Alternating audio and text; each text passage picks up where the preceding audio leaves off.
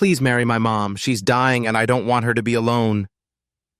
If these words touch your heart, subscribe now so you never miss the rest of this journey.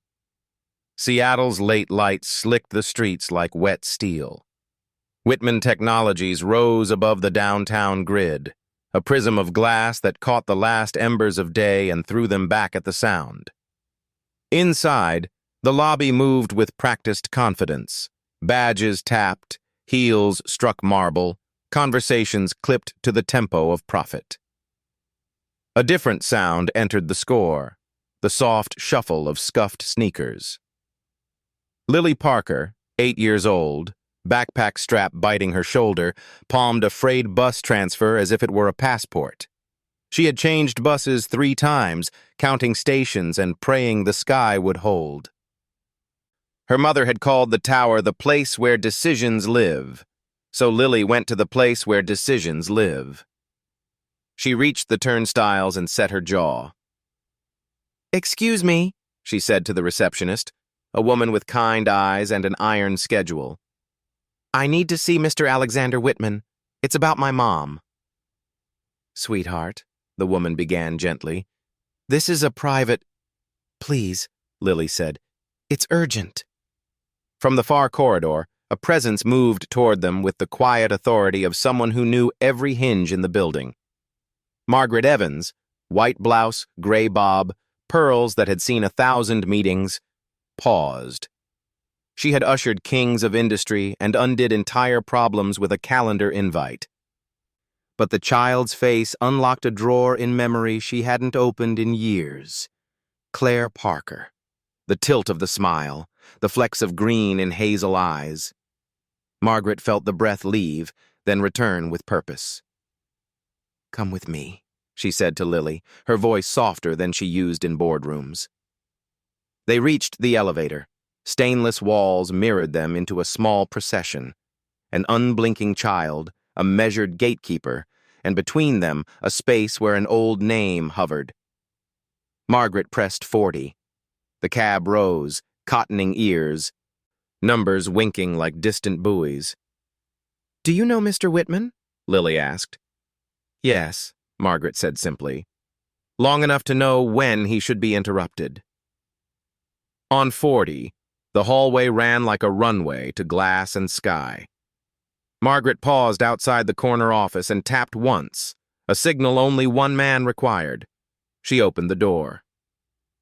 Alexander Whitman stood at the window, a slim figure edged in dusk.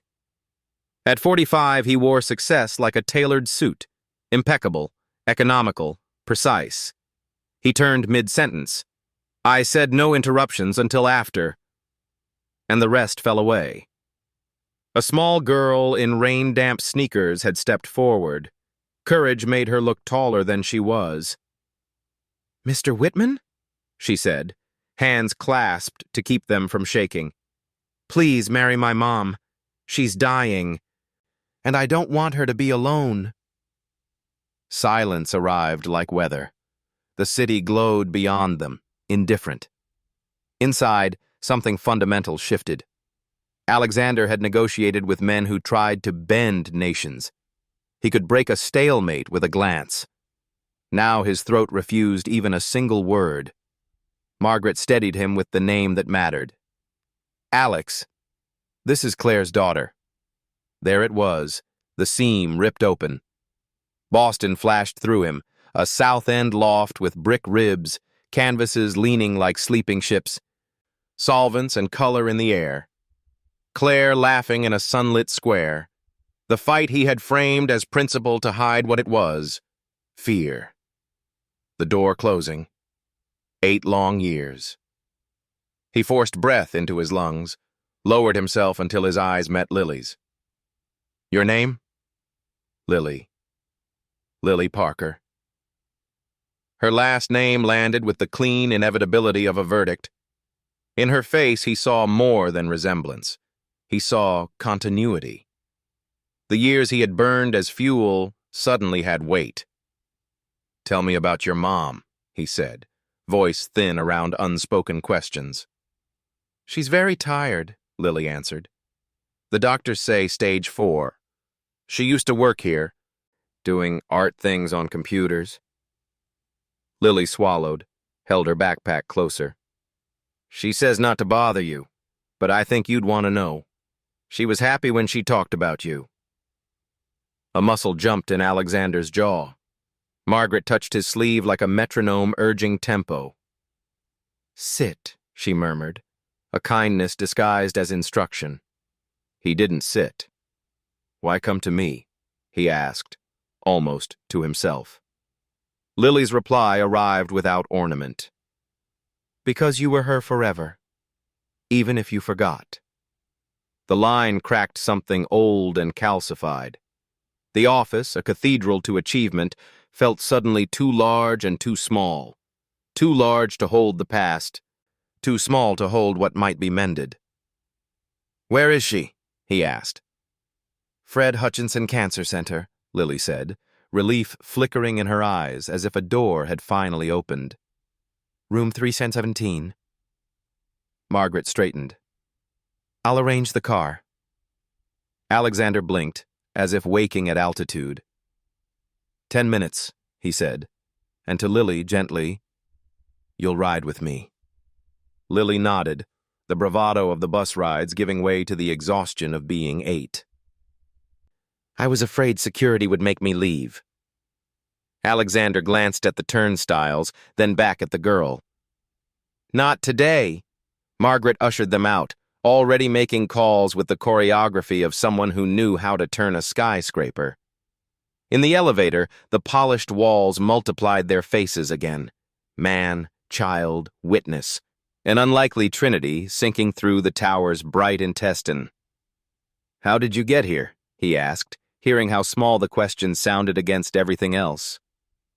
3 buses, Lily said.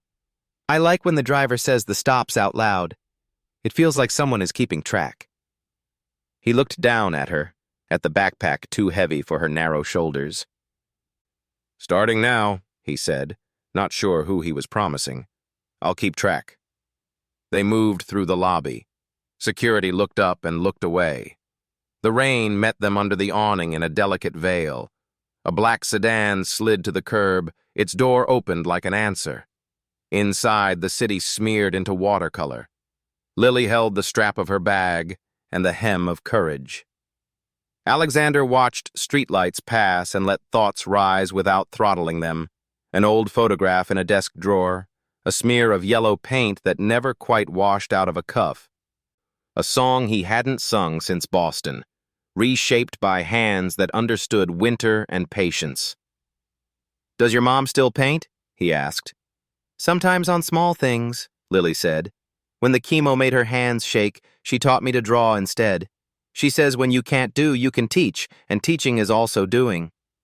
Margaret's eyes glistened, catching city neon like tiny harbors. She spoke without turning. Claire used to hum when she worked. Do you remember? He did. He remembered lines she'd added to You Are My Sunshine, a change small enough to seem like whimsy, large enough to turn the song into a shelter. He had built a life where lullabies had no function. Now the melody threaded through the hum of tires and rain as if insisting on its job. Traffic loosened. Signs for the medical campus rose from the wet. The car edged under an overhang. Warm air and disinfectant met them at the sliding doors. Alexander's mind cataloged everything. Reception counters, volunteers with clipboards, a vase of grocery store tulips. But for the first time in years, he cataloged without controlling. He was simply arriving. They reached the elevator bank, another ascent, this one toward a different kind of power. On the ride up, Lily spoke the way children speak when they're carrying a house on their backs and can't set it down. There's a painting of whales on our floor, she said. Mom says whales sing to each other across very far places. She looked at him. Do you think heaven is a very far place? He took a breath slow enough not to break. I think love knows how to reach it, he said. The door opened to muted beeps and the hush of purposeful footsteps. Handwritten stars decorated a bulletin board. First names, tiny doodles. Claire sat among them. Someone had sketched a paintbrush beside the letters. Outside room 317, Lily paused to smooth her hair the way she did before big moments. "Ready?" she asked. And Alexander understood the question wasn't only for him. "Ready," he said. She eased the door. The room held the kind of quiet that asks for gentleness. Claire lay angled to the window, a sea-glass shawl over thin shoulders, illness carving away what it could not touch. She turned, and for a breath the years folded like clean linen. "Alexander?" she said softly. No accusation, no ceremony, only recognition shaped into sound. Then, with the dry humor he remembered, "You look expensive." He laughed, a small, helpless thing, because laughter kept tears from spilling. He stepped carefully around lines and stands until he reached her side. His apology had been rehearsed and burned through and rebuilt. But in the end, all he did was take her hand. "I should have come sooner," he said. "I knew you would come when you could bear it," Claire answered, as if she'd been storing the sentence for exactly this moment. From the foot of the bed, Lily lifted her chin, mission not yet complete. "He's here to help," she informed her mother, "so you won't be alone." Claire looked between them and smiled, tired and luminous. "I'm not alone," she said. "Not anymore." Outside the window, a ferry's lights stitched a slow seam across the water. Inside, 3 people breathed in a room where decisions live. The tower downtown still glittered like a prize, but Alexander realized the climb had always been toward this. A hand he didn't deserve, a child brave enough to ask, and a door that led not up, but in. The past had returned, not to punish, but to invite. And with 8 startling words, a little girl had redrawn the map of a man who thought he already knew the world. The drive back from the hospital blurred into a silence Alexander could not decipher. Seattle's streets were slick with rain, headlights smeared into long ribbons of light across the windshield. Lily leaned against the car door, hugging her backpack, fighting sleep with the stubbornness of a child who feared what dreams might show her. Margaret sat upright in the front seat, her hands folded neatly, though her eyes darted occasionally to the rearview mirror as if to confirm that what she had witnessed was, in fact, real. Alexander barely moved. He stared out the window, but his gaze tunneled inward, deeper than the glass towers, deeper than the city itself. Claire! The name pulsed with the rhythm of his heartbeat. Claire, after all these years. He had spent nearly a decade walling off that chapter of his life. Not erasing. He had never been capable of erasure, but locking it away as though memory were an archive he could control. But Lily's face had pried the vault open in a single instant. The tilt of her head, the flash of her hazel eyes flecked with green, the stubborn cadence in her voice. It was all Claire, and yet something more, something of him. When the car pulled up to his penthouse tower, Alexander exhaled as though surfacing from a long dive. He turned to Lily. "Would you like to come up for a little while? Just until Margaret can take you home." The child hesitated. Her mother had taught her to be cautious with strangers, even strangers who shared her eyes. Yet there was something in his voice, fragile, unarmored, that made her nod. Margaret followed them into the elevator. The ascent was smooth, silent, almost reverent. On the 52nd floor, the doors opened into a space of glass and chrome. The skyline sprawled in every direction, but the apartment itself felt cold, curated, an art gallery stripped of warmth. Lily stepped gingerly onto the polished hardwood, her sneakers squeaking faintly. "Wow," she whispered, but not with awe, with suspicion, as if wondering how anyone could live here and still feel alive. Alexander poured water into a glass and handed it to her. His hands shook slightly. He tried for conversation. "How long?" How long have you known about me? Lily sipped carefully before answering. Mom never said much. Just that you were busy with buildings and meetings, but when she was tired, sometimes she said your name like it hurt. I thought maybe you didn't want us. The words sliced sharper than any investor's betrayal. He steadied his breath. It wasn't that. I didn't even know you existed.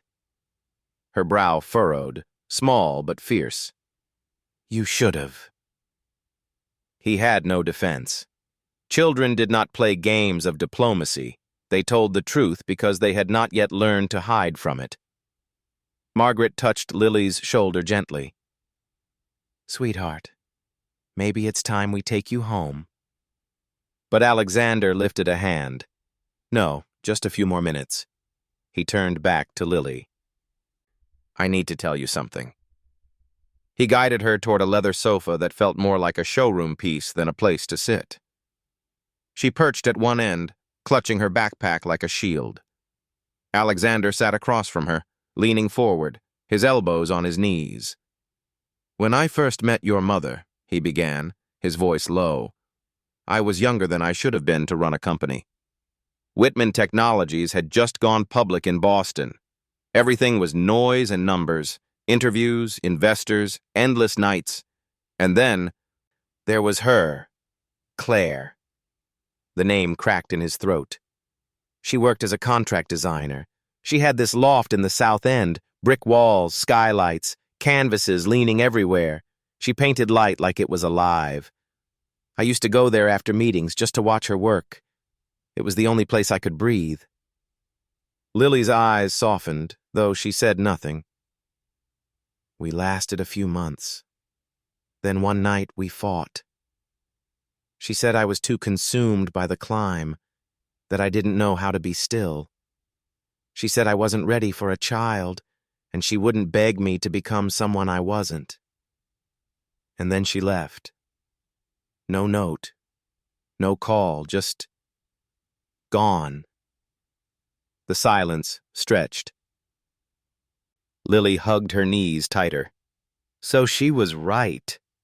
Alexander blinked. What do you mean? You weren't ready. And now she's dying, and you missed everything.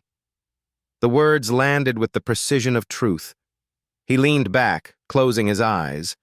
Ghosts of the past pressed in, the smell of turpentine in her loft, the way her hair caught sunlight, the fight replayed in brutal detail. A child is not a summit, she had said. He had dismissed it then, but it haunted him now. Margaret cleared her throat softly, rescuing the moment from collapse. Alex, perhaps we should... But Lily interrupted, her voice sharp. Do you love her?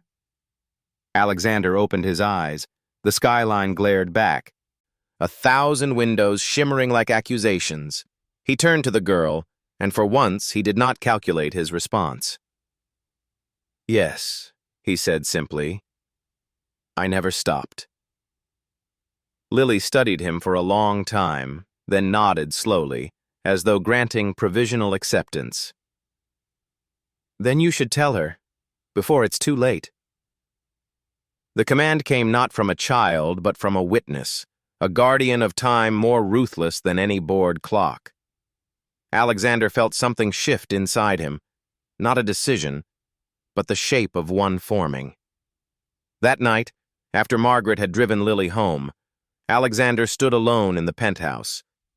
He opened the drawer of his desk and pulled out a photograph, creased, worn at the edges. Claire laughing in her loft, sunlight across her cheek. He had kept it all these years, buried under contracts and quarterly reports. He set it on the glass desk, the city glittering beyond it, and whispered to the empty room, I was a fool. His phone buzzed with reminders, calls, meetings, numbers, but he ignored them all. Instead, he pulled up the calendar and cleared his week. For the first time in years, he let business wait. Tomorrow, he would return to room 317. Tomorrow, he would face the ghosts that had waited long enough. The following morning dawned gray, Seattle's drizzle hanging low over the skyline like a veil. The black sedan pulled up to the Fred Hutchinson Cancer Center, tires hissing against wet pavement. Alexander stepped out first, the damp air clinging to his suit. For years, hospitals had been places for ribbon cuttings and funding pledges, institutions he donated to, not lived inside. But today, he entered not as benefactor, not as CEO, but as something he barely dared to name, a man running out of time. Lily was waiting in the lobby, swinging her legs on a bench, her backpack beside her like a faithful companion. She brightened when she saw him, but not with joy, more with relief, as if she had wagered on him showing up and won. "You came," she said, sliding off the bench. "I said I would," he replied. They rode the elevator together, Lily narrating again to fill the silence. "There's a nurse on Mom's floor named Tasha. She tells jokes even when people don't laugh. And there's a mural of whales in the hallway. Mom says whales sing across whole oceans." Alexander nodded, grateful for the child's chatter. It gave him something to hold on to as dread tightened his chest. The doors opened with a muted chime. The oncology corridor stretched ahead, soft lighting, floors waxed to a dull shine, walls lined with bulletin boards bearing stars of patients' names. One of them read Claire Parker, with a small paintbrush doodled beside it. The sight struck him harder than any headline. Room 317 was half open. Lily pushed the door gently, her voice low. "Mom, I brought someone." Inside, Claire lay angled toward the window. An oxygen tube trailed across her cheek, her frame diminished, but her posture still carrying that quiet defiance he remembered. The sea glass shawl around her shoulders looked like something she might have painted, muted blues blending into one another. Her eyes lifted. Recognition flared instantly, though her face revealed only a tired smile. "Alexander." Her voice was mourning settled over Fred Hutch with a quiet that felt intentional. Lights dimmed to kindness, footsteps measured, voices softened by the work of tending. In room 317, the blinds were cracked just enough to let a square of pale Seattle sky rest on the far wall, a gentle brightness that neither demanded nor apologized. Claire dozed beneath a thin hospital blanket, the sea glass shawl folded at her waist like a little lake. Her breaths were shallow but rhythmic, the monitor keeping an honest count. Lily stood at the sink on her tiptoes, sleeves pushed to her elbows, washing her hands with the seriousness of a surgeon. 20 seconds, she reminded the air. Sing the alphabet or think happy things. She finished, dried carefully, then turned to Alexander with the clipped confidence of someone who has already practiced saving the day. Lesson 1. Tea. He followed her into the family lounge where a kettle breathed steam into the room. Lily set a ceramic mug on the counter and lifted a packet. Green tea only, 1 bag, 2 makes her stomach hurt. Pour slow. She says it scares her hands when it splashes. Alexander nodded, both student and attendant. He tilted the kettle and felt his own pulse slow to match the gentle thread of water. Like this? Slower, Lily said, then softened. Perfect. She tore open a honey packet and drew a thin ribbon into the cup. Not sugar. Honey is nicer. He watched the gold coil and dissolve, feeling, absurdly, that this was the first time in days he had accomplished something precise and good. Back in the room, Claire stirred at the scent, eyelids lifting. My fancy barista, she murmured, smile faltering into a grin when Lily declared, Daddy made it, but I taught him. Excellent division of labor, Claire said. She sipped. Her shoulders released a fraction of their tightness. Exactly right. Lesson 2, Lily whispered to Alexander, eyes bright. Blankets. She tugged him to the foot of the bed and pointed. You tuck the bottom corner first or it makes her feet feel trapped. Then smooth from the middle out. No wrinkles. She demonstrated, small palms ironing the fabric the way wind rubs the skin of a lake. See? He copied, careful, a man who finally understood that precision could be devotion. Better? Good, Lily adjudicated. You're promotable. A nurse named Tasha slipped in, checked numbers with a glance, and left a heating pad in its soft pouch. For later, if her back starts complaining, she said, and winked at Lily like conspirators. By midday, the room held the gentle traffic of care.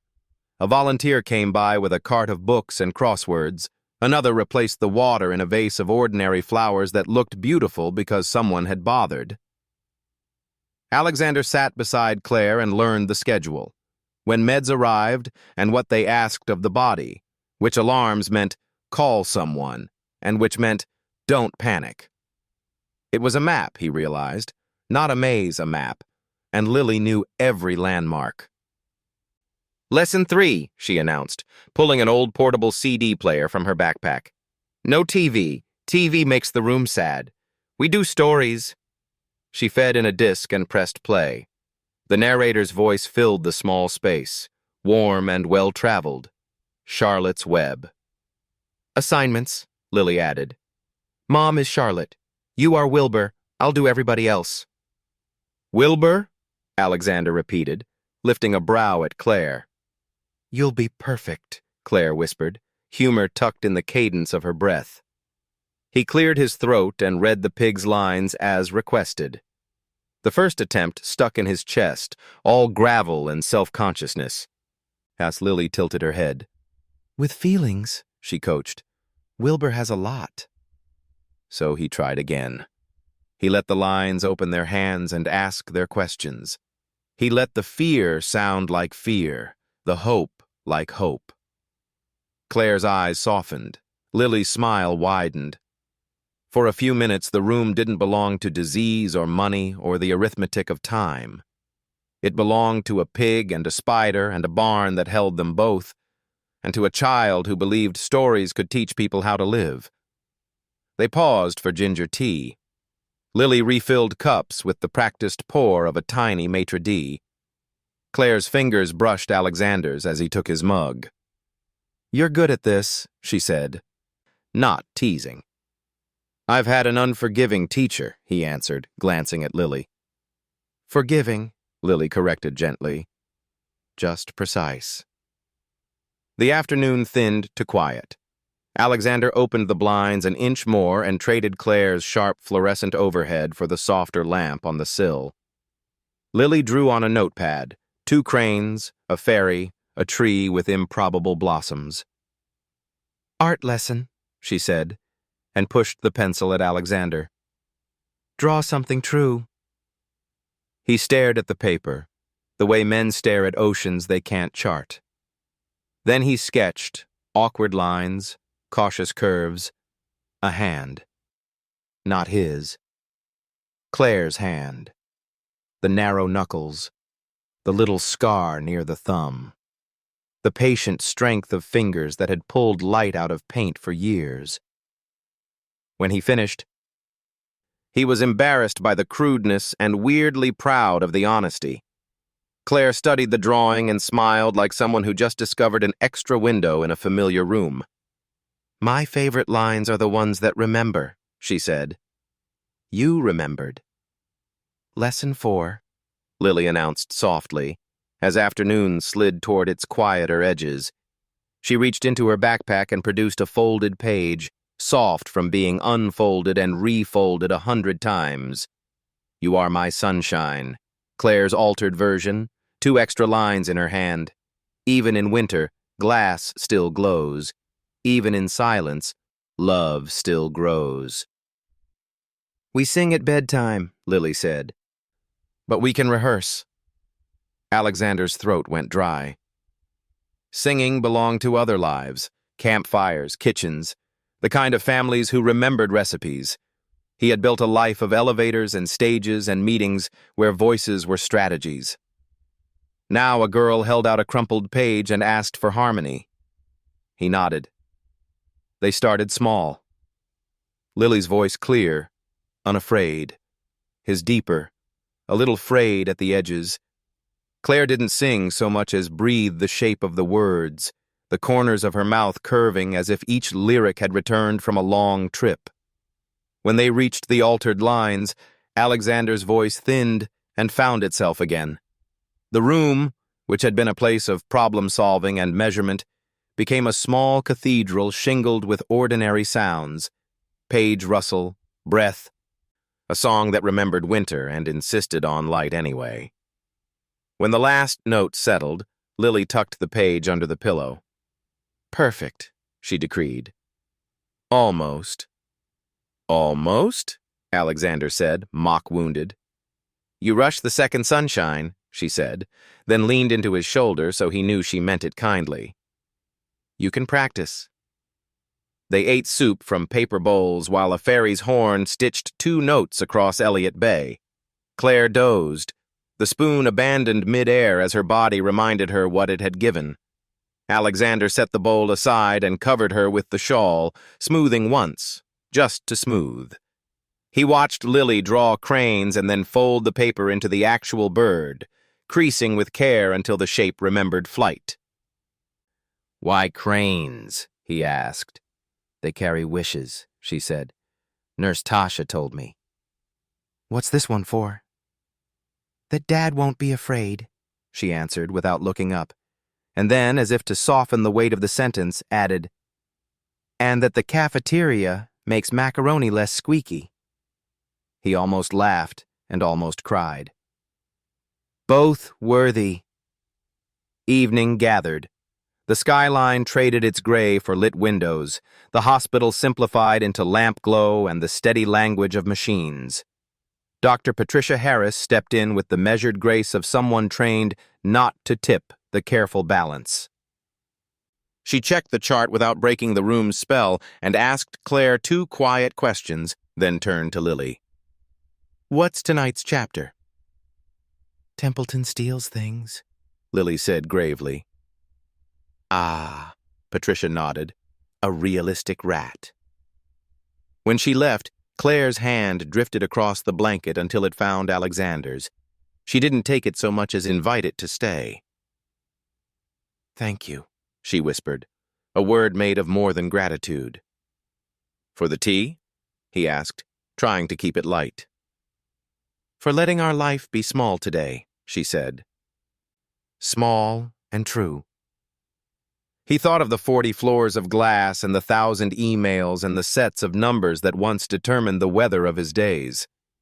He looked at the paper crane, at Lily bent over the notepad, at the scar near Claire's thumb, at the square of sky on the wall. "Small is bigger than I knew," he said. They finished Charlotte's Webb's chapter and left Wilbur at a safe sentence. Lily lined the cranes on the sill, 3 in a row, little guardians keeping watch above Elliott Bay. She yawned and crawled into the chair by the window with the stubborn dignity of children who tuck themselves in. "Wake me for the last song," she mumbled. Hours later, how many, Alexander couldn't have said, the room held only breath and the soft shuffle of night nurses. He adjusted a line, straightened a sheet, learned a new bravery, not leaving. Claire woke from a brief drift and reached for him again. "Sing?" she asked, voice thin as paper. He did. Quiet, steady, no rush on the second sunshine this time. Halfway through, Lily woke and joined, their voices braided like the handles of a basket. When they finished, the silence that followed felt warm, inhabitable. Claire smiled, and it reached the place where fear had been. "See," she whispered, "you were always capable of gentle." After she slept, Alexander sat with his palms open on his knees, the posture of a man who had put down what he carried. He didn't check his phone. He didn't calculate the next move. He counted Claire's breaths and matched his own to their rise and fall until the pattern taught him how to stay. Outside, the water held its dark shape. Inside, A father learned to pour tea the shape of love, to fold a blanket the grammar of care, to sing a line slowly enough for it to matter. Lessons from a child, and from a woman who had always known that gentleness is not the absence of strength, but its fullest form. When the monitor chimed a routine chime and Claire shifted into deeper rest, Lily whispered from the chair without opening her eyes, "Good job, Daddy." He smiled into the half-light. "I'm practicing." "Keep it," she said, already slipping back under. "We might need it tomorrow." He looked at the cranes, the cup, the shawl. He understood that tomorrow could sharpen without warning. But tonight, the smallness they had made together held. He leaned back and let it. Night at Fred Hutchinson Cancer Center was a different kind of weather, quieter than rain, heavier than fog. Fluorescent halos softened to a hush, footfalls thinned, and the machines took over the speaking, a pulse of beeps, a feathered hiss of oxygen, the soft percussion of IV drips keeping time. Room 317 glowed like a lantern in a field of dark. Alexander sat upright in the recliner, his tie long gone, his hands folded on his knees as though any movement might topple the fragile balance. Claire slept fitfully, the sea glass shawl sliding from her shoulder. Lily curled in the visitor's chair, her backpack clutched like a guardian, drifting but never fully asleep. Every now and then she stirred, her gaze darting to the rise and fall of her mother's chest before she let her eyes slip closed again. The monitor kept its rhythm until suddenly, it didn't. A shrill alarm tore through the room. The line on the screen stretched flat and merciless. Claire's chest hitched once, then stilled. "Mom!" Lily cried, leaping from the chair. Alexander was already on his feet, arms reaching for her just as the door burst open. "Code Blue, room 317, a nurse called into the hall.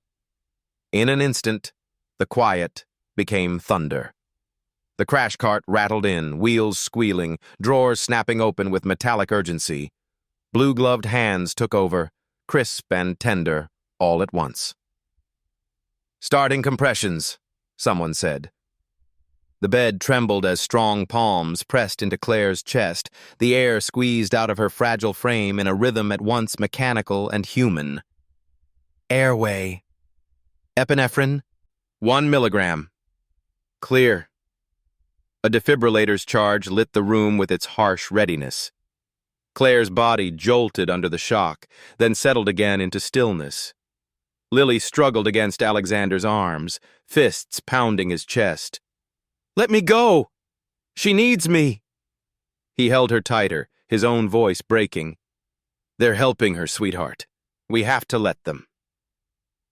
Dr. Patricia Harris entered, her expression grave but calm, like a captain steering into a storm she knew too well. 2 minutes. Pulse check. The compressions paused. Fingers pressed at Claire's neck, at her wrist. Heads shook. No pulse. Resume. The cycle continued. Compressions, medications, shocks. Each command struck Alexander like a hammer on brittle glass. He whispered words without meaning to, prayers he had never believed in, pleas sent into the sterile air. Please. Not yet. Then, at last, a nurse looked up, eyes widening. "I've got something." Carotid pulse faint but present. The flat line wavered, then broke into a fragile rhythm, thin as thread but undeniably there. Relief rippled through the room like a gasp.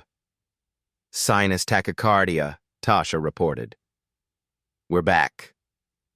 The team slowed, the room's storm subsiding into a vigilant quiet. Dr. Harris approached Alexander and Lily, lowering her voice.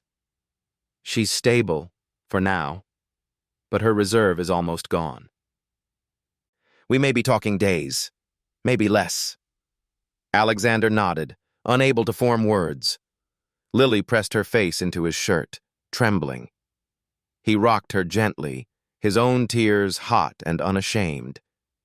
"Thank you," he whispered to the doctor, though the words felt too small for the enormity of what had just been bought back. Gradually, the team wheeled out the cart, leaving behind only the monitor's fragile song and the faint scent of ozone. Claire stirred, eyelids fluttering. Alexander moved to her side at once, taking her hand. Lily slipped free of his arms and leaned close, voice shaking. "Mama, you scared me." Claire's lips curved into a faint smile, weary but alive. "I scared myself," she rasped. Her gaze shifted to Alexander. "How bad?" He forced himself not to soften the truth. "Patricia says days, maybe less." Claire nodded. No denial, no protest, just clarity. She drew a breath, her voice steadier than her body. "Then we don't waste any." Her eyes flickered between them, mother to daughter, woman to man. "Alex, marry me?" "No, let me correct that.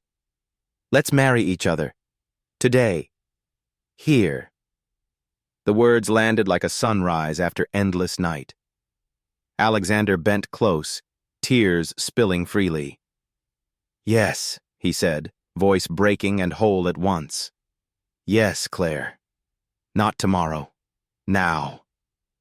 Lily gasped, hands flying to her mouth, eyes wide with wonder and relief. "I can be the flower girl," she whispered fiercely, as though sealing the vow herself. Claire's hand squeezed theirs both with surprising strength. "Then it's decided. We make our joy today." The monitor kept its fragile rhythm, each beep a reminder that time was a gift measured not in years but in breaths.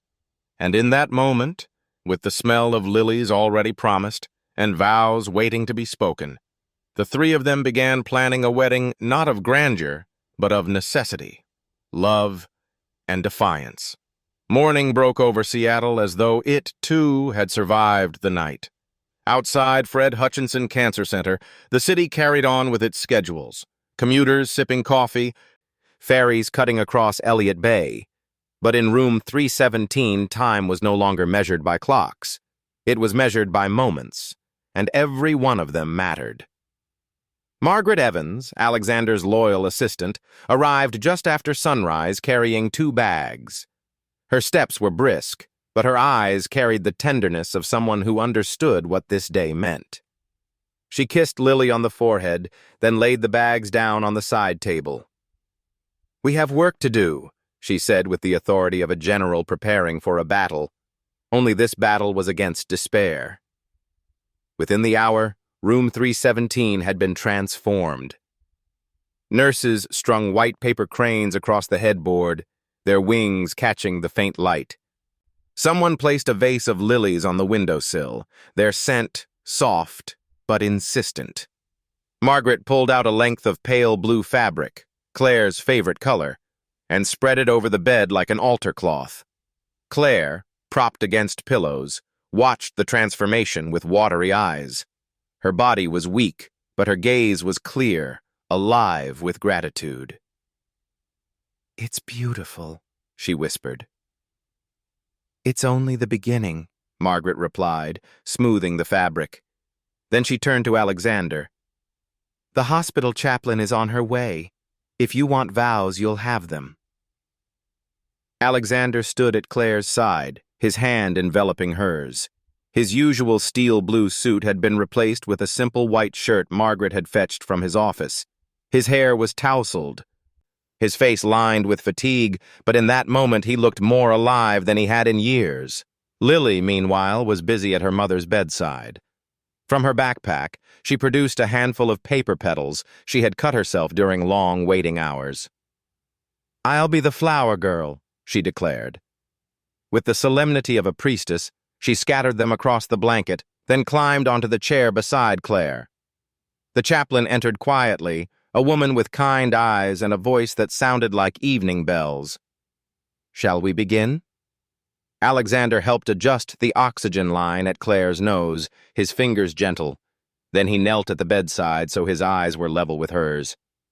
The chaplain began with words about love enduring beyond sickness and time, but the room belonged to Claire and Alexander. When it was time for vows, Alexander spoke first.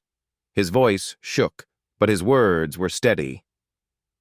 Claire, I spent too many years counting profits and not enough counting blessings. But you are my blessing. Today, I promise not just to love you, but to love Lily with the same fierceness. I promise that when she looks at me, she'll never doubt she has a father who shows up. You gave me more than I deserved. Today, I give you everything I am. Tears spilled down Claire's face. She tightened her grip on his hand and answered in a whisper that somehow filled the room. 9 years ago, I loved you enough to let you go. I thought sparing you was kindness. But today, Alex, I love you enough to choose you again. With whatever time remains, I am yours. Lily's small hand crept between theirs. And I'm yours too, she said with solemn finality, as if binding the vow with her own presence. The chaplain's voice trembled with emotion. By the power vested in me, and in the witness of this love, I pronounce you husband and wife. There was no applause, no orchestra, no grand procession down a marble aisle. Only the faint beep of the monitor, the smell of lilies, and the sound of 3 voices mingling as Alexander kissed Claire's forehead and whispered, My wife. Claire laughed softly, a sound both fragile and victorious. My husband. And then Lily, who could no longer contain herself, shouted, My parents! Her joy rang through the sterile hallways, startling nurses who smiled through tears as they passed by. Margaret dabbed her eyes, pretending to fuss with the flowers. The chaplain closed her book gently, as if sealing a sacred secret. For a long while, the 3 of them simply stayed there, hands joined, foreheads touching, breathing the same air as though it were the rarest gift on earth. Later, when visitors drifted out and the room grew quieter, Alexander sat on the edge of the bed, holding Claire as Lily leaned against them both. Outside the window, the cherry trees of Capitol Hill swayed in the spring wind. This isn't the end, Claire whispered. This is our forever, just in a smaller shape. Alexander pressed his lips to her hair. Forever, he promised. And Lily, eyes heavy with relief and joy, whispered the word again like an echo. Forever. The elevator to the rooftop garden hummed like a quiet promise. When the doors parted, a softer world unfolded. Planter boxes of rosemary and lavender, cedar benches still beaded with last night's rain. And beyond the railing a panorama of Seattle rinsed clean by morning light. The hospital's sounds fell away, replaced by gulls and the faint thrum of ferries crossing Elliott Bay. Claire inhaled as the breeze lifted the fine hairs near her temples. It wasn't strength that brought color to her face. It was recognition. Air. Sky. Open distance. Alexander parked the wheelchair beside a cedar bench and knelt to set the brakes, tying the oxygen tubing loosely so it wouldn't tug. He glanced up and caught Claire watching him with an expression that was not simply love. It was relief. For the first time in years, she recognized the man she'd hoped he could be. Lily burst from the elevator with a paper grocery bag she'd decorated with crayon constellations. Provisions, she announced, laying out her treasures. 2 turkey sandwiches cut on the diagonal, a handful of grapes rolling indecorously down the bench, a thermos of ginger tea, and a single cupcake swaddled in a napkin. The cafeteria lady said we could borrow the napkins if we promised to bring them back in our hearts.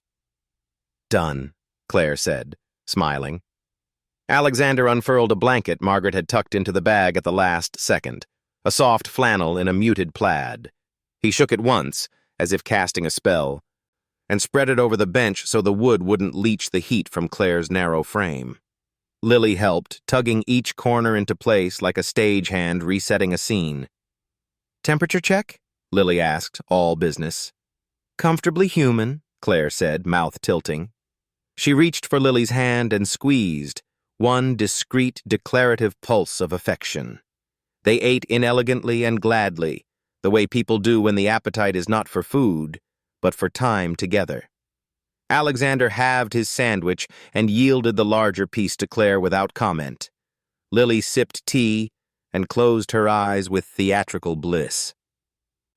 "Approved by the Department of Delicious," she announced. "Strong regulation," Alexander said. "What's the penalty for non-compliance?" "Mandatory cuddles," Lily replied. "No appeals process." He submitted at once, sliding closer to gather both of them in a lopsided embrace.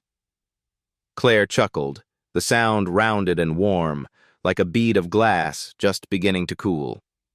A band of blue widened across the sky. The tops of the Olympic mountains sharpened on the horizon, their snowfields catching stray sun. Lily traced the outlines with a grape, then popped it into her mouth. "When I was little, like really little, Mom and I used to lie on our old apartment floor and name clouds," she said. "We picked favorites and argued." She always picked the weird ones. "The ones that almost weren't there," Claire added. "Like shy ideas." Alexander lowered his voice. "What would you name today?" Lily squinted up. "Second chances," she said with zero hesitation. He took the answer as if it were an oath. They let the minutes spread out like paint thinned with water. A volunteer in a green vest drifted by with a watering can, nodded, and moved on. Somewhere in the herb planters, a bee rehearsed its private route. Claire watched everything with the devotion of an artist making a final study: values, edges, negative space. "Tell me something true about Boston," she said suddenly, eyes still on the sky. "Something I don't know." Alexander considered. "The night the IPO closed, I walked to your loft instead of the after-party," he said. "I stood on the sidewalk below your window because the light was on and I could hear your brush. I didn't knock. I just needed the sound more than the celebration." Claire turned to him, surprised and tender. "You should have knocked." "I am now," he said simply. Lily cleared her throat in the bossy way of 8-year-olds steering adults toward the point. "Story game," she declared. "Rules. One of us starts, the next person adds a piece, and no sad ending allowed." "Dictator," Claire murmured. "Visionary," Lily corrected. She pointed at Alexander. "You start." He looked over the railing at the ferries stitching white across the water. "Once there was a city made of windows," he began. "Everyone inside was trying to see out, and everyone outside was trying to see in." "Then a girl arrived with a backpack full of chalk," Claire continued. "She drew on the sidewalk so the windows had something to look at besides themselves." Lily grinned. "And the drawing turned into a door, because drawing is like that. It lets you walk through." "And on the other side?" Alexander asked. "A garden on a roof," Claire said, "where second chances bloom." "Rolling credits," Lily concluded, satisfied. The breeze shifted cooler. Alexander tucked the blanket a little tighter at Claire's calves, learning the choreography of small mercies. Her fingers caught his wrist. "I want to say something we won't have time to argue about later," she said. "Promise me you won't let Lily grow up thinking love is fragile because I was." He met her eyes. "I promise." "And promise me you'll build something that doesn't need your name to stand." He inhaled carefully, as if taking in that commission like oxygen. "I've been sketching in my head," he said. "A fund. No, a foundation. Classes for kids who can't afford lessons. Residency stipends for pediatric patients who just want to make a mess with color. Art carts on every oncology floor stocked with supplies that smell like hope." Claire laughed, then pressed a hand to her chest when the laugh tugged. "You're extravagant." "I'm late," he corrected. "Extravagance is the tax on lateness." Lily leaned forward so fiercely the cupcake teetered. "Can I design the logo?" "You must," Alexander said. "Chief Creative Officer." Lily insisted, nodding to Claire. He agreed, throat tightening. For a while they said nothing, because nothing needed saying. Claire looked over the edge of the bench to the courtyard below, where a child in a knitted cap measured the world with slow steps. A volunteer blew a bubble that rose so gently it seemed to decide on flight rather than be forced into it. The bubble drifted upward toward them, wobbling along the brick wall, and popped soundlessly near Claire's shoulder. She smiled as if it had kissed her. "Do you remember the first time you taught me to mix color?" she asked Alexander. "I remember you refusing to let me wash brushes wrong." "You were very sure the solvent would obey you," she said, amused. "You held the handle like a contract." He looked down at his hands. They were different hands now, still capable of signatures, but equally fluent in blankets, mugs, oxygen tubes. "I'm learning a new grip," he said. Lily tilted her head. "Teach me both. The art grip and the life grip." Claire brushed a loose strand of hair from Lily's forehead. "You're already holding the world right," she murmured. The sun found them again, a brief, exquisite glare. Alexander squinted and reached into the paper bag, withdrawing the cupcake like treasure. It was frosted in hospital white with a single plastic pick bearing a star. "Ceremony number 2, he said. "For the record, the bride is always allowed 2 ceremonies." 3, Lily negotiated. "Minimum." Claire laughed with her eyes. "What are we celebrating?" "Today," Alexander said. He lit the tiny candle with a borrowed lighter the volunteer produced like a magician. The flame shivered in the breeze and steadied. "Make a wish." Claire watched the flame with an expression that wasn't quite sorrow and wasn't quite joy. It was the precise point where they touch. "I don't want to waste a wish trying to change time," she said. "I'd rather spend it on texture." "Texture?" Lily asked. "So that the hours we have are thick and bright," Claire said, and blew the candle gently. Smoke curled into nothing.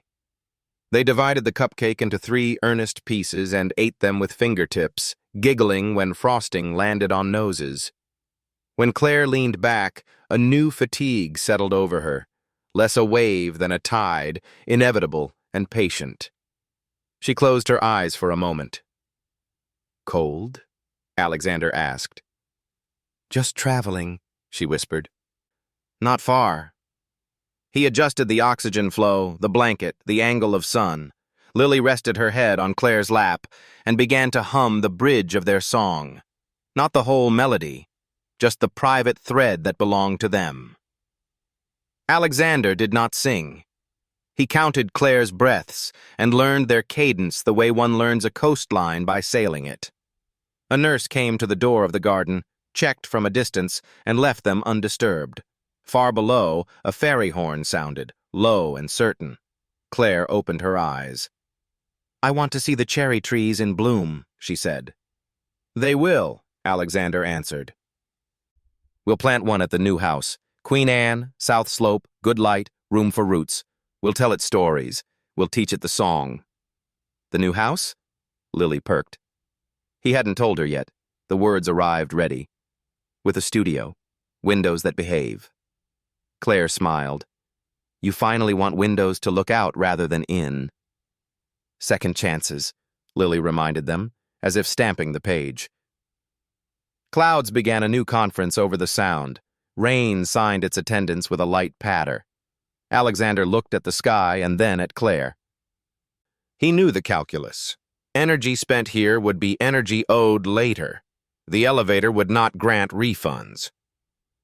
"Shall we go down?" he asked. "In a minute," Claire said. She took Lily's hand in one of hers and Alexander's in the other, making a deliberate chain. I want to memorize this weight, she said. One small, one steady. Lily squeezed twice, their code for I love you. Alexander answered with 3, their code for I'm here. Claire closed her eyes and nodded, as if the message had passed through all of them and back again. When they finally turned toward the elevator, the garden stepped back into its everyday self, planters, benches, the view on Lone, but something of the afternoon remained stitched across the rooftop like an invisible banner. On it, in letters no one else could see, was written the thing they had agreed on without speaking. Let every hour be thick and bright. As the doors slid shut, Lily looked up at Alexander. Do you think the tree will know her name? It will, he said. We'll say it to the roots. And the leaves will say it back, Claire added, smiling. The elevator descended, humming its quiet promise again. Below, room 317 waited, monitors a chart, the careful routines that stand between comfort and fear. Above, the sky held. Between the two, a family carried their picnic like a lantern, its light small but unstoppable, its glass warm in their hands. The rain was steady that morning, tracing silver lines down the windows of room 317. The sky beyond was awash of pewter, as if the city itself had chosen to mourn quietly. Inside, the air was hushed, yet alive with a different kind of urgency. Not the frantic pace of doctors and nurses, but the intimate urgency of a child determined to hold time in her hands. Lily Parker sat cross-legged on the floor, her backpack spilled open beside her. Crayons, a half-empty notepad, and a bundle of envelopes lay scattered like bright seeds. She tapped a pencil against her lip, thinking hard. Daddy, she said at last, glancing up at Alexander, who had been adjusting Claire's blanket. We need to write letters. For Mama. Alexander turned, startled. Letters? Yes, Lily said firmly. Letters for when she's in heaven, so she doesn't miss anything. She reached for the stack of envelopes and held them up, her small hands trembling with determination. Birthdays, graduations, my wedding, everything. Claire, lying propped against her pillows, closed her eyes for a moment as if absorbing the weight of her daughter's words. When she opened them, they shone with tears that did not fall. That's beautiful, Lily, she whispered. It means I'll still get to walk through your life, even if you can't see me. Alexander swallowed hard. He had delivered hundreds of keynote speeches, argued strategy with boards, defended his empire before hostile investors, but this was the first request that made his voice falter. All right, he said quietly. Then let's write. Lily climbed into the chair at the small hospital table and handed Alexander a pen. You write. I'll tell you what to say.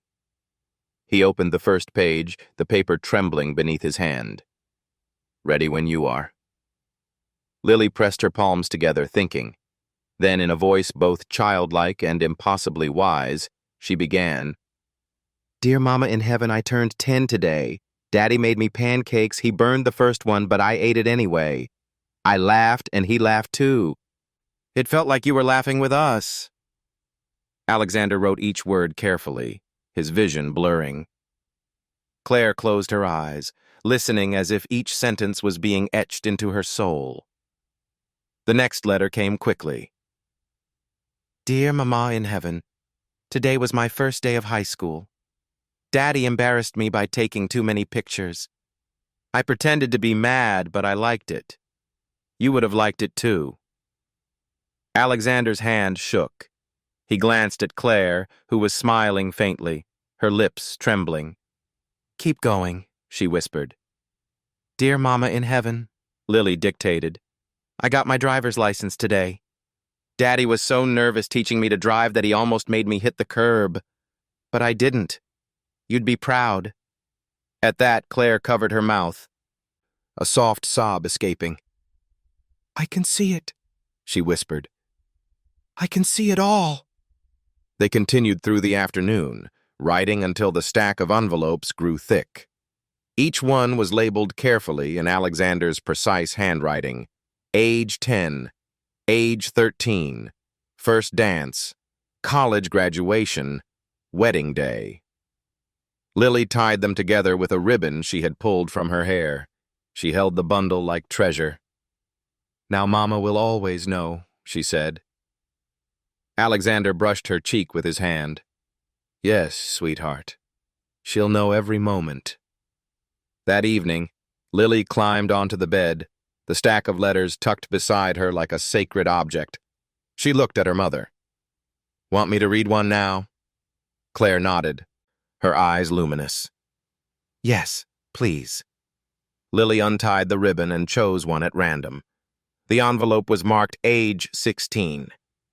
She unfolded the page, her voice soft but clear. "Dear Mama in heaven, Daddy was so nervous teaching me to drive. He said, 'Check the mirrors like 100 times,' but I didn't hit anything. You would be proud. I know you're watching." Claire wept openly now, tears streaming freely down her cheeks.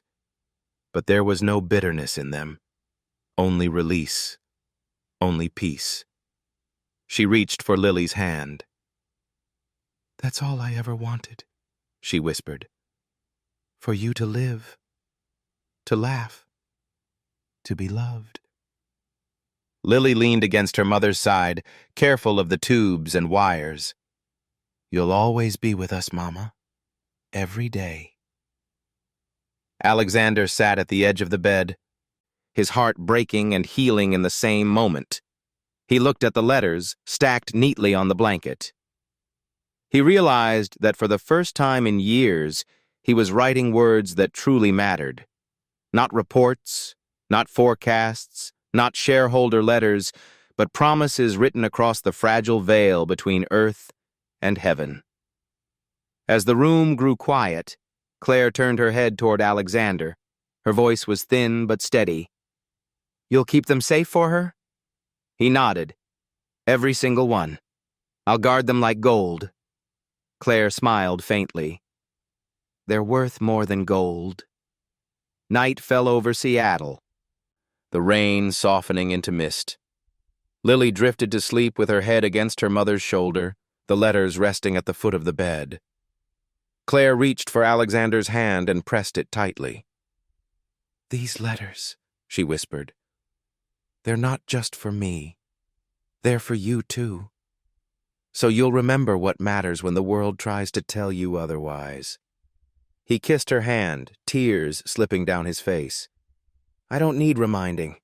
I know now. You and Lily are all that matters." The monitor beeped steadily. The room lit only by the glow of the city outside. Inside, 3 hearts beat in fragile unison, and on the table, a bundle of letters waited, bridges not to the future, not to the past, but to eternity itself. Night settled over Seattle in slow layers, as if the sky were laying quilts across the city. From room 317, the lights of Elliott Bay looked like tiny lanterns set afloat, drifting where the tide asked them to go.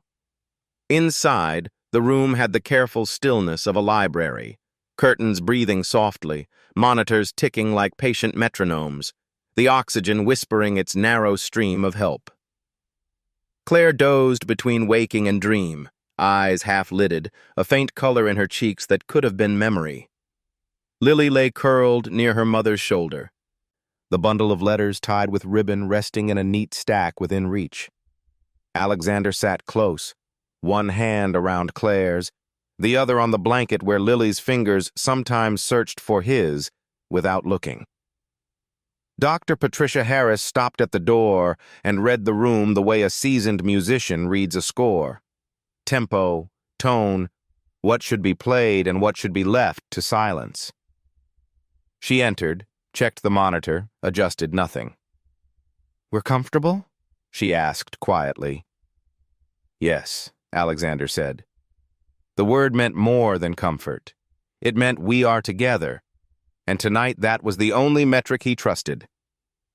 Patricia met his eyes, the kind of look that tells the truth gently. "If she wakes," she said, "keep speaking to her. Hearing is stubborn. It stays." She turned to Lily and softened further.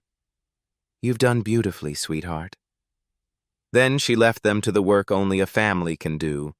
The work was presence. It was the kind of vigilance that leaves no fingerprints but changes everything it touches. Claire stirred and blinked them into focus. "How late is it?" The words were breath-light.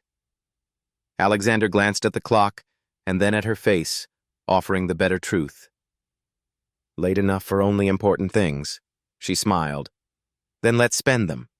She turned her head fractionally toward Lily. "Mouse?" Lily lifted her face at once. "I'm here, Mama." She scooted up with a careful, practiced grace, fitting herself into the familiar curve at Claire's side. Alexander adjusted the blanket without thinking. In the last days, his hands had become multilingual, fluent in folds, tubes, cups, cords. "I need to say my piece," Claire whispered, "before words get heavy." Alexander leaned closer. He had prepared promises all afternoon, every one of them rehearsed and incomplete, but he said nothing, willing hers to arrive unbroken. "Listen," Claire's voice was thin but sure. "Grief is a teacher who wants all your attention. Be polite to her, but don't give her the whole classroom." Her eyes flicked to Alexander. "You show Lily the world as a place to belong, not to win. Let her measure days in laughter and muddy shoes." He nodded, the vow already written on his ribs. "I will." "Mouse," she continued, turning to Lily, "I have 2 requests." She paused to gather air the way a long-distance swimmer gathers strength at a buoy. "First, put color where color isn't. Draw on napkins. Chalk the sidewalk. If a day is gray, make it not gray." Lily swallowed around the ache. "Okay." "Second, when joy arrives, don't apologize for it. Joy is not a betrayal. It's proof I did my job." Claire's smile tilted, stubborn and bright. "Promise?" "I promise," Lily said, voice small and fierce. Claire closed her eyes in relief. The effort of speech had the weight of a hill. Alexander counted the rise and fall of her chest as if each breath were a fragile heirloom. Outside the window a fairy horn sounded, low and certain, and it seemed to answer something in the room. "May I say mine?" he asked. She opened her eyes again. "Yes." He didn't clear his throat. He didn't negotiate with phrasing. "I will not teach her to be careful with love," he said. "I will teach her to be kind with it. I will build the foundation we promised. Classes, carts, stipends, whether or not anyone knows my name is attached. And I will take her to see the cherry trees bloom. We'll tell them your name until the roots know it." Claire's fingers tightened. "That's everything." A nurse named Tasha entered briefly with warm blankets, the kind brought straight from the warmer that release a small miracle of heat. She draped one at Claire's feet and another across Lily's shoulders with the soft efficiency of someone who has learned to make comfort travel farther than it should. "Button's here," she murmured. "I'll be just outside." Her eyes flicked to Alexander and offered a quiet courage that required no reply. Time thinned. The room narrowed to 3 steady points: hand, breath, gaze. Claire's pain was well managed. What remained was fatigue, the holy kind. Her attention moved through them like a candle passed along a dark pew, small flame traveling finger to finger. "Could we sing?" she asked. Not a demand, but a wish held out like a palm. Lily glanced at Alexander, who nodded. He reached for the folded page, their page, not to read it, but to hold it the way sailors hold a line, more for belonging than instruction. Lily began, soft and steady. Alexander followed, lower, the harmony he had discovered only this week, and now could not imagine being without. You are my sunshine, my only sunshine. When the altered verse approached, they didn't hurry. They arrived together, feet on the same stone. Even in winter, glass still glows. Even in silence, love still grows. Claire's lips moved with them, exactly in time, though no sound came. When the stanza ended, she smiled, and the smile reached places medicine does not measure. She rested. Minutes gathered into a small stack. Alexander watched a scatter of shadows tilt across the wall, the slow astronomy of hospital night. Lily traced a fingertip along the hem of her mother's sleeve, the way she had done at age 3, at age 5, at age 8, old instincts showing their reliable seams. Alex? Claire breathed. Yes. One more thing. She waited. He waited with her. When the hard hours come, and they will, take her to the water. Sit on the ferry and don't talk much. Let the city be beautiful. Let the wake write lines you don't have to finish.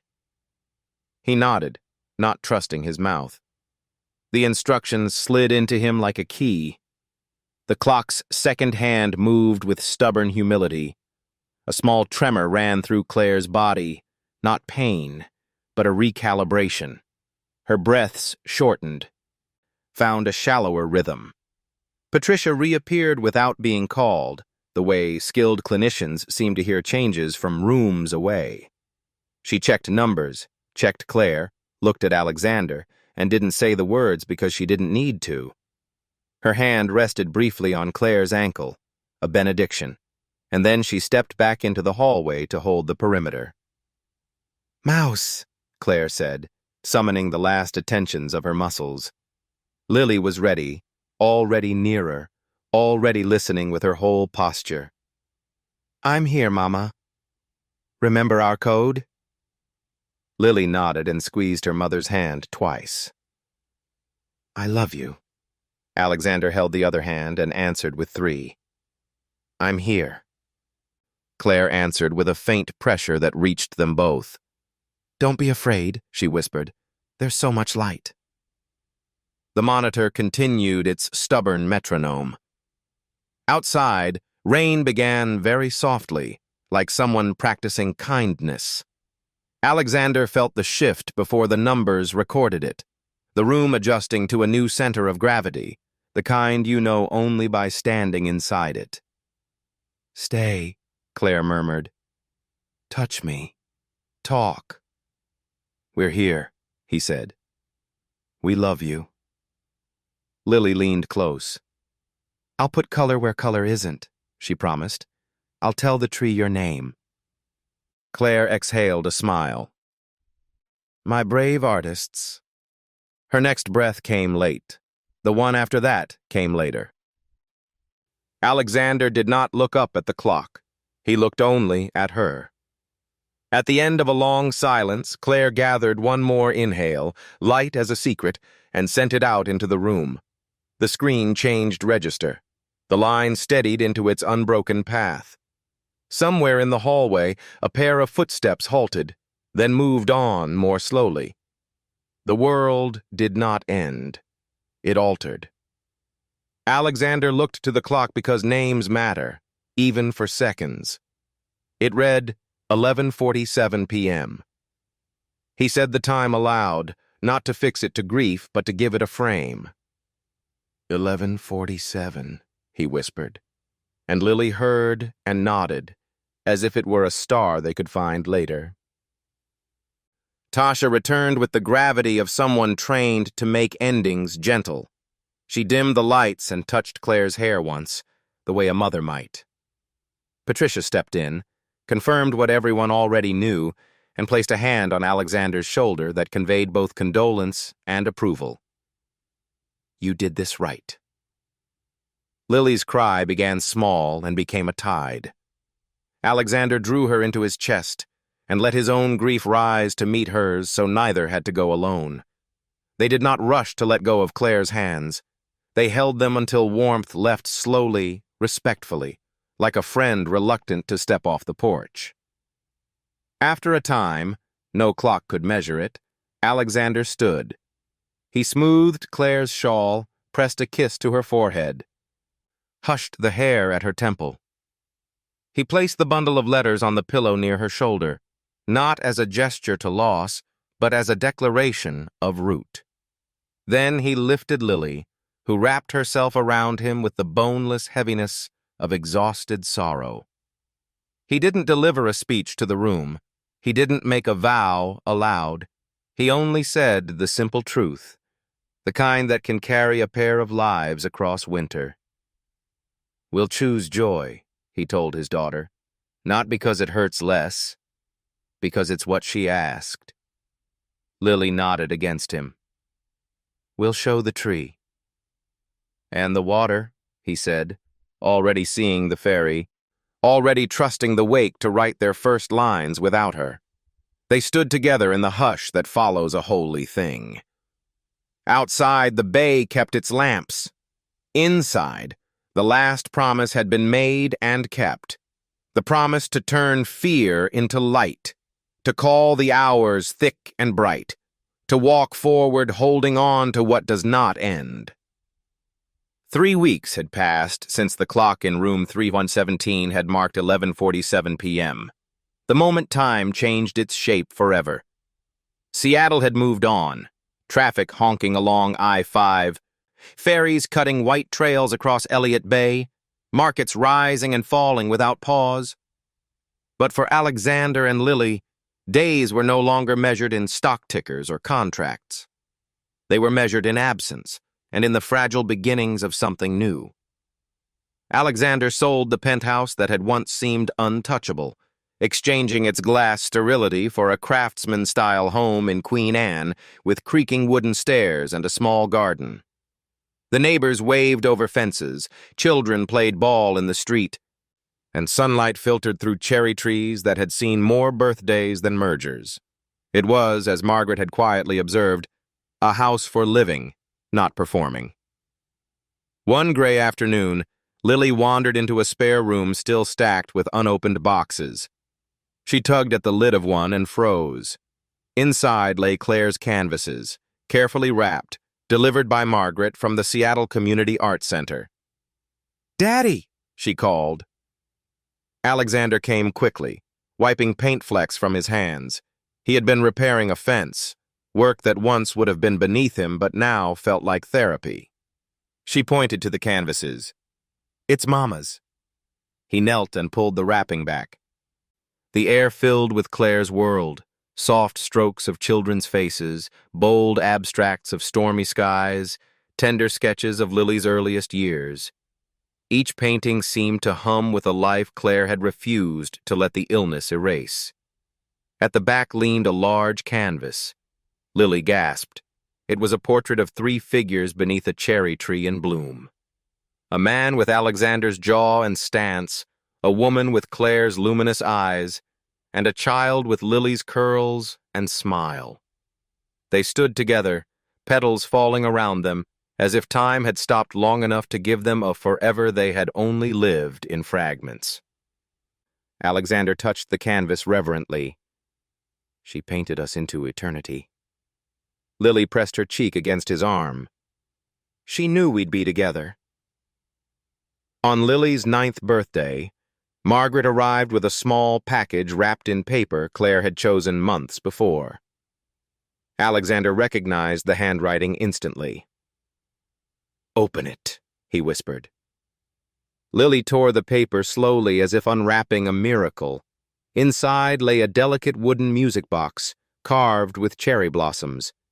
She wound the key, and the familiar notes of "You Are My Sunshine" drifted into the room.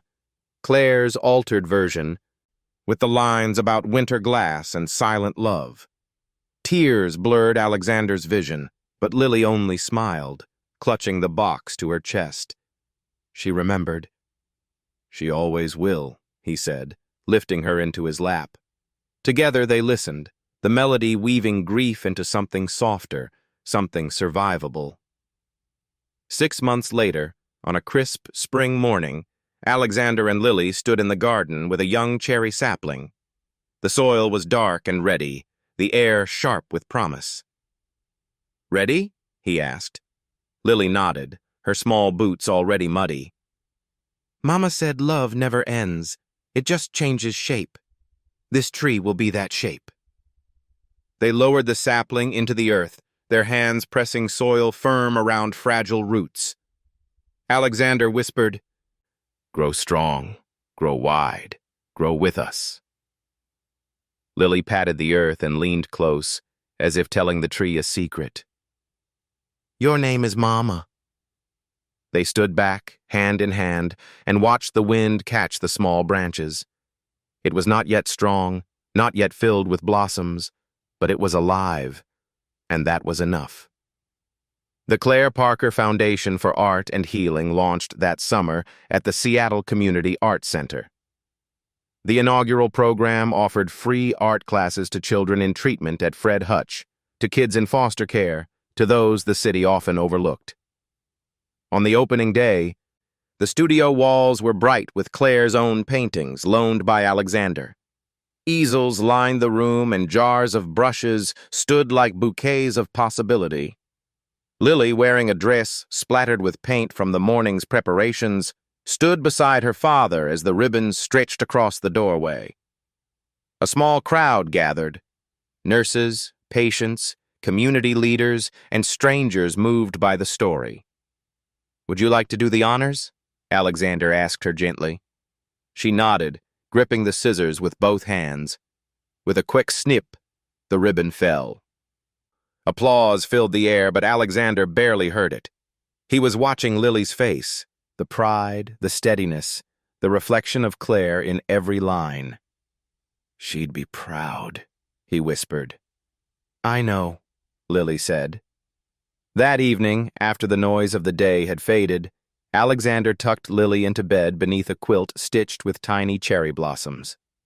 She wound the music box, letting the tune play as her eyes grew heavy. "Daddy?" she murmured. "Yes, sweetheart." "Thank you for not being afraid." His throat tightened. He kissed her forehead. "I'm still learning, but I'll never be afraid to love you." She smiled faintly, already drifting toward dreams. "Good, because Mama said joy is better." Alexander stayed until her breathing deepened, then stepped outside into the garden. The young cherry tree swayed gently in the night breeze, its leaves whispering like pages turned in a book. He stood beneath it, hands in his pockets, looking up at the stars. For the first time since 11:47 p.m. that night in room 317, the silence no longer felt like absence. It felt like presence, Claire's presence, in every leaf, every brushstroke, every note of the music box, every laugh that Lily released into the air. Love had not ended. It had only changed shape. And in that shape, Alexander found the life he had been meant to build, not an empire of glass, but a legacy of love. Thank you for staying with us until the very end of this story. If it touched your heart, please subscribe so you never miss another journey of love, hope, and healing. Together, let's keep reminding the world that love never ends. It only changes shape.